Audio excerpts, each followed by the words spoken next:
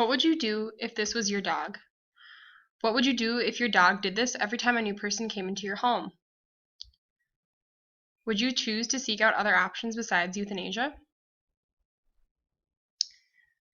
Aggression is the most serious and most common behavior problem found in dogs. For this reason, it is the most important thing to educate dog owners about. Many dogs each year are put down for this reason, but little do people know dogs can have a long, healthy life if they are trained and managed properly. There are many types of dog aggression. Some of these include territorial, protective, possessive, social, and fear aggression. The type of aggression I will be focusing on is fear aggression. Fear-aggressive dogs become that way because of a situation where they have not been raised and trained humanely. The signs of a dog being fear-aggressive are signals of fear, such as retreating, cowering, lip-licking, baring teeth, growling, lunging, biting, and inflicting small shovel bites designed to remove the threat rather than doing physical harm. This is my dog Ellie. She was a prime example of a fear-aggressive dog and became that way because of her past. Ellie was severely abused in her earlier life, and this abuse led her to have triggers of aggression in unpredictable situations. When I became her owner, we went through a journey of training and managing to try and reverse what had happened to her. Throughout this journey, we followed the steps in which every owner with a fear-aggressive dog should follow. Dogs such as Ellie can be dangerous in many situations, which is why it is imperative that owners and people handling these dogs are educated on the steps they should take to manage and train fear-aggressive dogs. Now, it is true that many dogs who are fear-aggressive are too mentally damaged to work with, but an owner should first go through the steps of managing and training their fear-aggressive dog before making this overall assumption.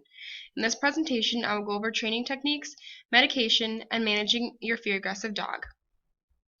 The first training technique that most trainers will recommend is to take note of what situations or what triggers a dog to become aggressive. Many fear-aggressive dogs have triggers that cause them to be aggressive, such as larger, tall men and someone's attire. These triggers are often a result of the situation that caused a dog to be fear-aggressive, and owners are encouraged to log these situations. Once these triggers are determined, a person can use these triggers as a guide to training and managing a fear-aggressive dog. Once you know your dog's triggers, reenactments can be carried out to desensitize a dog, which allows the dog to realize their trigger is really not going to harm them. A prime example of a trigger of a fear-aggressive dog is new people coming into the front door of your home. In this situation, you can create reenactments or situations where you plan for a new person to come into your home. During this reenactment, you will practice your dog being calm by giving him treats and positive reinforcement when the person walks in the door. This is a video of an example of a reenactment at the door by Victoria Stilwell, who is a very well-known dog trainer.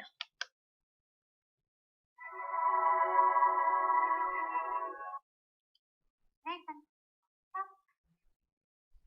Good. Stay.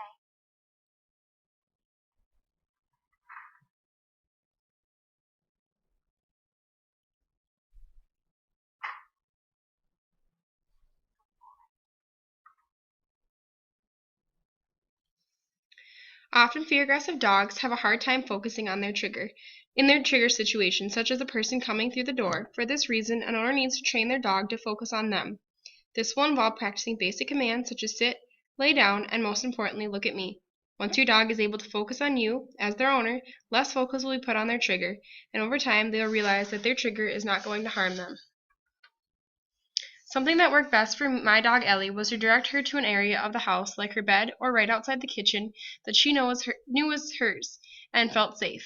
As you will see in this video, after much practice, she knew what to do when I told her out. Out. Out, Ellie. Good girl.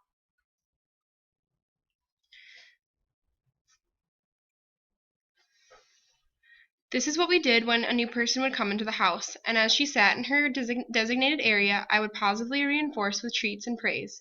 Doing reenactments many times will help to teach your fear-aggressive dog that their trigger is not going to harm them, and this will help them become less and less aggressive towards these triggers.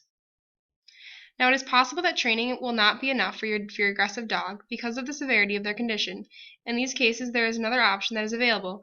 One of these options is medication. From a presentation on aggressive dog behavior by a doctor of veterinary medicine, Karen Overall, there are 4 main reasons medication can help dogs, such as fear-aggressive dogs.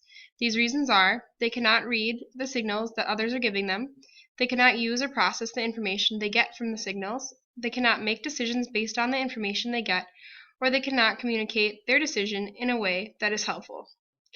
In order to get medication for your dog, you will need to make an appointment with your veterinarian about your dog's situation and the type of fear aggression. During this appointment, they can prescribe a type of medication that will help your dog with anxiety related to their triggers. For example, my dog Ellie was on a medication called fluoxetine. This is an antidepressant that is used to treat behavioral disorders including obsessive-compulsive behaviors, stereotypies, aggression, and inappropriate elimination. To simplify, this medication helped Ellie be able to relax and focus to a certain extent during training sessions, which allowed her to get more out of reenactments with her trigger. Dr. Overall summarized what a medication can do if it is used along with training. If we can slow down the rate of reacting and keeping the patient below the threshold where she just does the same thing over and over again, even though that strategy is not working, the patient should begin to respond in a way where she can learn from which behaviors make her and others more comfortable. Here, Dr. Overall is basically saying that medication can bring a dog below their threshold of anxiety about their triggers so they can focus on their owner and their training. This will help ease their fear of the triggers they have. Now, it is true not all dogs will be able to change their aggressive actions towards their triggers because of the level of mental damage they have experienced.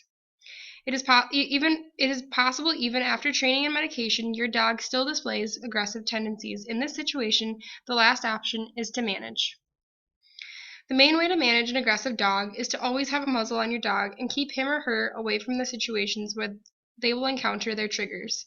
For example, when going on walks, only walk in the area you know there are not a lot of other people or dogs. The muzzle will be there just in case a trigger is encountered and your dog becomes aggressive. I found myself at this stage with my dog Ellie. Even after all the training and medication, Ellie was still severely aggressive towards her triggers. On top of that, her triggers were often unpredictable, so I was unable to know when she was going to lash out.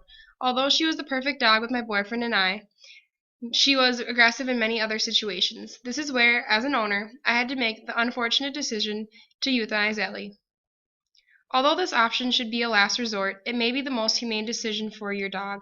Constantly being scared and on edge can be very difficult for an animal, and no matter how much you do, you can still sometimes never reverse that fear. Dr. Anna Ruel, a small animal veterinarian, explains it as the neurons in a dog's brain can permanently change when they live in a stressful and inhumane situation, causing them to always live in fear no matter what we do for them. Although Ellie was an exception, many fear-aggressive dogs can be trained and managed to live a long, healthy life. This process will be long and take a great amount of effort on the owner's side, but will always pay off in the end. Again, to determine if your dog can respond to training and management, or your dog is too damaged to be able to recover, these steps must be followed: determining triggers, training, medication, and management. For more information and help, I encourage all owners with fear-aggressive dogs to seek help through your veterinarian and a dog trainer.